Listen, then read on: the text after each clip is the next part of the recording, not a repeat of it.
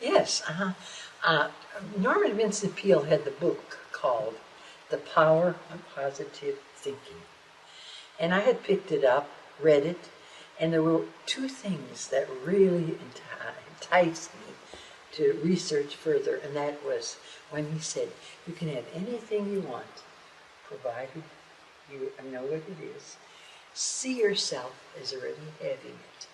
And those were three things that intrigued me.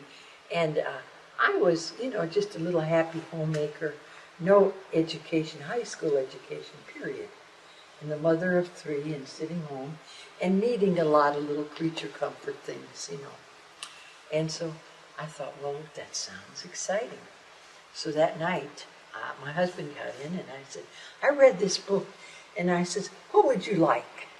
And he was reading the Dallas Morning News. And he said, well, looky here, Coca-Cola has a contest. And you can win an outboard motor. All you have to do is write 25 words while you take Coca-Cola on outings. And I said, and then outboard motor. And then he went on and finished reading his paper. Well, I went into the bedroom, and he's won an outboard motor. So I sit there, and I thought, Coca-Cola on outings, a pad. And I thought, we don't even drink Cokes. That's going to be a tough one. But I saw him sitting in a boat with his motor, enjoying himself. And so I wrote, he liked to go fishing by himself on weekends because he had a very serious job. And he was always stretched out, and the kids were too young to take him fishing at that point. And so he'd go out for the afternoon. Okay, so now I'm sitting there, and I see him in this boat, and I write, I'm a lone wolf fisherman. Cokes are my silent partners. They contribute, no yakety yak, only enjoyment when called upon. 25 words. Put it in an envelope, mailed it off, and actually said to him, I wonder how long it's going to take him to let us know we won. Now, that's positive thinking. I didn't know any better. I just knew I wrote that incident, he's got to win it. 2 weeks later, the representative from Coca-Cola called and said, Mr. Hadsell, you won your outboard motor. I thought, oh, that's nice. Now, what would we like to win? See, now what would we like to win? And my daughter said, well, I'd like a swing bicycle. And I said, and you want what color? I thought, well, everybody should do this because selected, here it is, see yourself as having it. So we had her sitting on a bicycle. And it was, now, at that point in time, there were many, many opportunities for contests. And most of them, see, a contest is when you have to complete something in 25 words or less, name something, write an essay. A sweepstake is when they just put your name in the pot and they draw, from 1 million entries, they draw your name. I didn't think of that as competition. I always thought the only competition you ever have is with yourself. And that's when you doubt yourself. So now, my daughter, we had to name a pony, and it got to be, now this was a fun thing. And my son, we didn't look for big things. Roller skates, bicycles, and things that were that children wanted. Boom boxes, for music and stuff. And so we started. We would sit at night, and I says, "Oh, we're going to get Pamela her bicycle, and we have to name a pony. How are we going to name a pony?" And I show them a picture of a pony, and they said, "Well, he's brown." And I said, "Yeah, he's brown. And what else? And what else does he do?" Well, I said, "Does he prance?" And then we call it Prance Charming. Prance Charming. And you get on a pony. What else? He bucks, Humbug too, Prince Charming. And these were what we call coined words. And that's what we send in. I don't know which entry won, but she had her swing bicycle. Okay, so then we got all the little stuff. Now I want linoleum for the floor, and I get linoleum.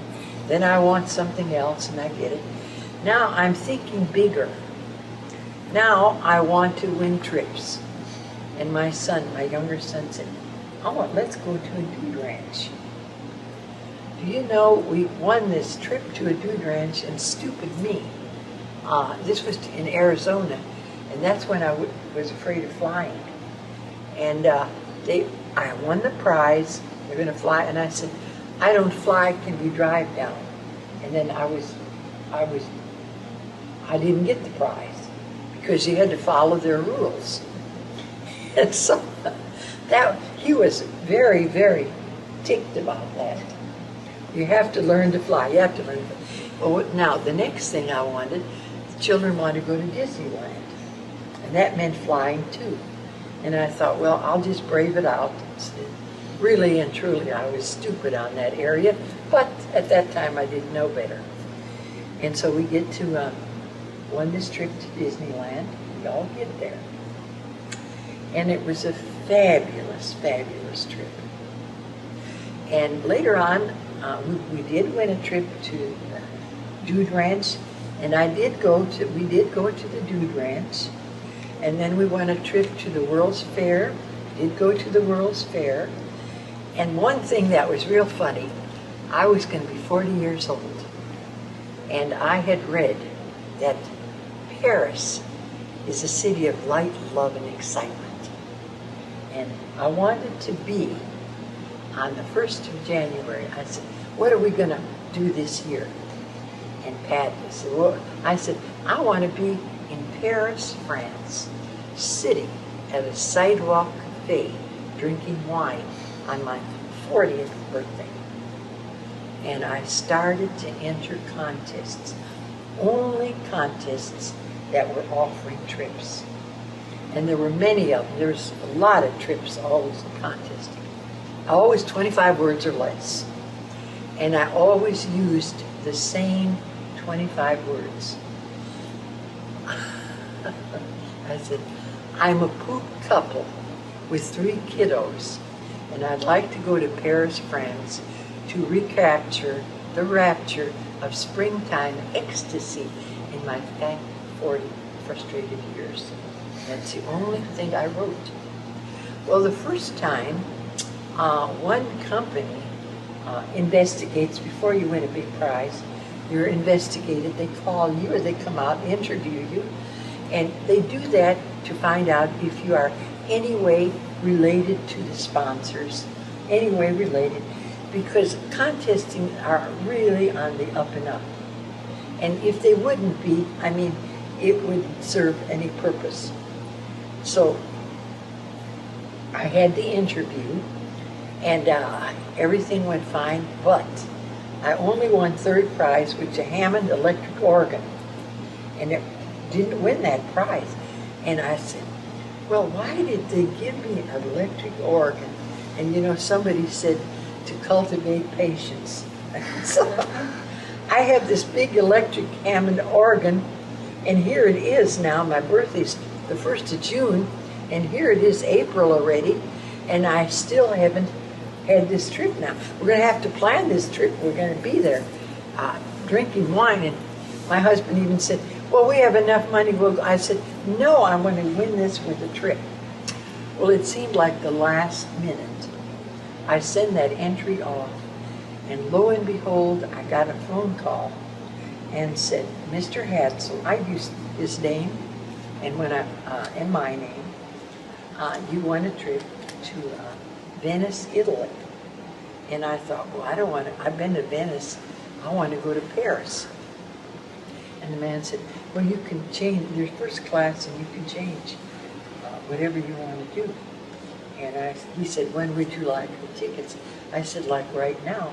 And he had a messenger come and bring these tickets. And we got on the plane, and to make a long story short, on my 40th birthday, I was at that sidewalk with my husband drinking wine. So we did this. This is something else I need to bring up because I thought this was, well, it was nice. My husband and I are sitting here one afternoon, and I just got back from a trip, a long trip, and sometime he went with me and sometime he didn't. And he'd go with me first time, and then the second time he got bored because I was always counseling people, and then at night I was in my, and he knew everything, so. But anyway, we're sitting here, he said, let's do something let's do something exciting. What do you want to do? I said, you know, I love New York. I said, and I noticed in the paper that they're having this, the best little whorehouse in Texas. And I said, I would love to go and see that off-Broadway show. And he said, well, I'll tell you what, let's have lunch, and I'll start calling the airlines, and we'll see what we can do. He says, sounds like fun, doesn't it? We're eating lunch, and we come back here for coffee, and the phone rings. Mrs. Hadsell, I said, yes. He said, I'm Rich Little. You don't know him, but he was producing a show to tell the truth in New York. And he said, your name came up as a very, very good contestant. How would you like to come to New York and be on my show? I said, I looked at Pat and I thought, God, is this for real? And I said, what is it, Tom? He said, well, it's to tell the truth, and the show had just started. And he said, we'll pay all your expenses first class, and what else do you want? And I said, could I have tickets to this off-Broadway show? Will Success Ball Rock Hunt? And he said, and what else? And I said, well, my husband wanted to come. Well, okay, we'll do it. We'll give your husband a ticket also. And what else? I mean, you know, when they want you, they want you. And he said, everything that we advertise, you will also get. Electric blankets, mix, whatever they were advertising. I said, when do you want me? When do you want? He said, well, you can come this week or next week. And I said, well, let's see. And my husband says, this week. So I said, how about this week? Well, we'll have your tickets for you by courier tomorrow morning. So we went to New York, had this hotel, saw this Broadway play, was there 3 days. They usually pay all expenses, and they give you a voucher if you want a cab to go wherever you want to, eat wherever you want to, and entertain you. Really, it's nice to be on these talk shows. Well, we had our little thing again. So what is it? I mean, you know, there were many, many instances where I would hear of something. The thing, I'm digressing, I'm sorry, because you're interested in being a winner. And all of you out there are winners. You know that. And you can have anything you want, provided you know what it is. See yourself as having it.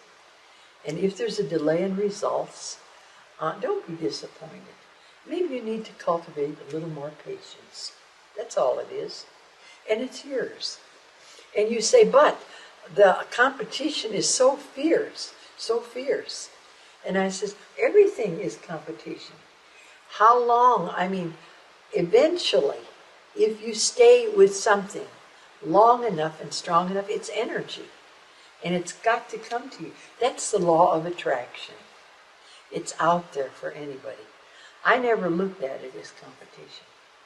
I remember when after I had the publicity and had won that house in Las Colinas and had won all the cars and whatever I needed or wanted, this was very interesting because that night we went to dance. And we're dancing, and right as you came in, you signed in, and they had this fishbowl, put your name in at the end of the night. They had fruit cakes because it was Christmas time, and they had this big boom box. And my daughter had been wanting this huge boombox that had all these acoustics and things out. And I looked at it and I said, oh, there's Pamela's Christmas present.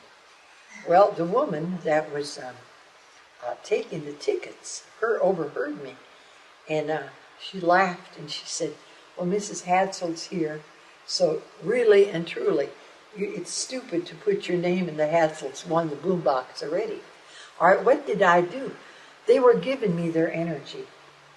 Everybody in that room gave me energy because they knew now we'd won this house. And we're dancing, and this man said, I guess she's got, and Pat said, she's got the boombox. And they're making a joke of it, a joke. And they don't know that I didn't take their energy, they gave it to me. And that night, when his boss, now it's time to have the drawing, and here's that fishbowl full of names. And the boss said, I'm not going to have anything to do with this. Somebody come up and draw a name.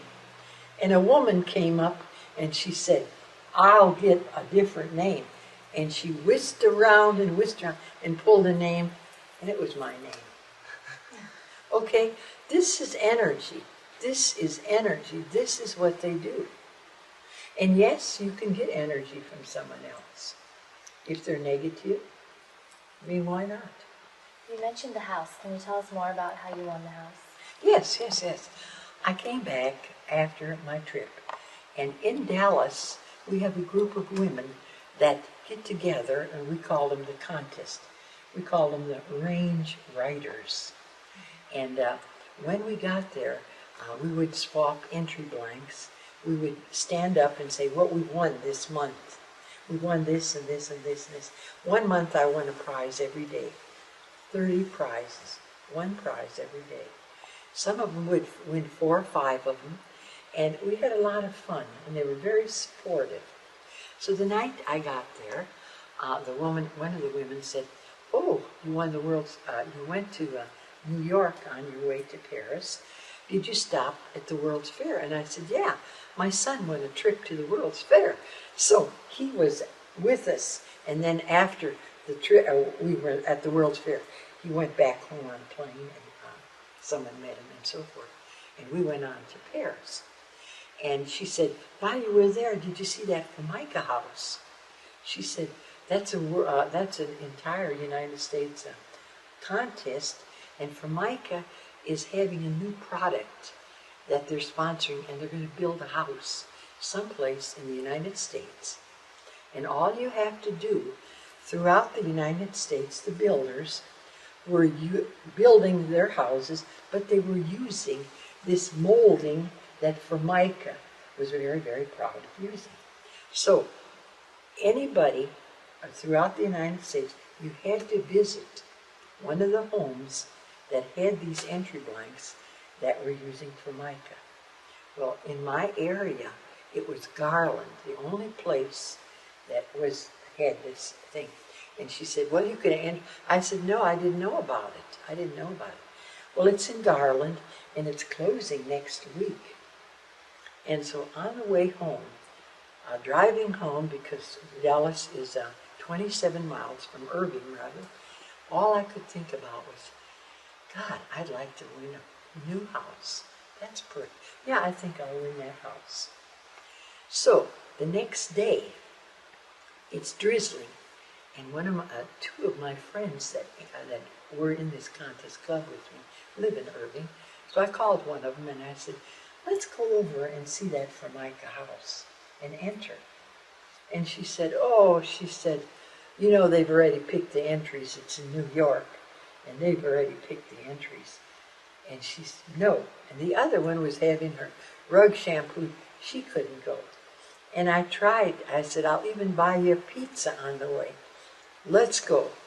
And nobody would go with me. It's starting to drizzle, rain, and something actually pulled me out. The next thing I knew, I'm in the car driving 53 miles to go to that Formica house. And when I got there, I sat in one of the chairs and I looked at everything around there, And I'm already deciding that I want Spanish furniture. I'm already building the inside of the house. And there wasn't anybody there except the woman that sat, at the open house. I registered my name, and I registered Pat's name. And I took an entry blank home. And that night, I'm reading the entry blank, and it said, "You must have visited the home." And I said, "Oh my God." I put in Pat's name, and Pat might win this. Do you know that Saturday morning, Pat got up, and I said, "We're getting in the car. You're driving to Garland, and you're going to look at that house. So when they call you, you can say you visited that." He did. He got to where he believed what I said. We drove all that way so he could look at that house. And that was it. It was a done deal. Now we come home, and he draws the plans for the house. And he tells the kids, "Mama's going to win us this big house." Where do we want it? We're out looking for lots. We've got the plan here, so when they come, we can be ready. And then it was a month. Now the contest closed that weekend. It was a month later when somebody on the phone called Pat. I'm in Dallas, and they called Pat. And they asked Pat, "Is Mrs. Hadsell there?" "No, she's at a meeting." "Your husband?"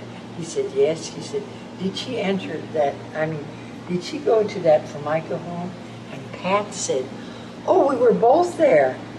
I'm so impressed with that laminated Formica.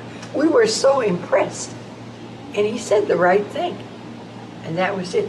And he said, we're just checking everybody to see if they actually did go, and there's nothing here. Thank you, Mr. Hadsell, for your time.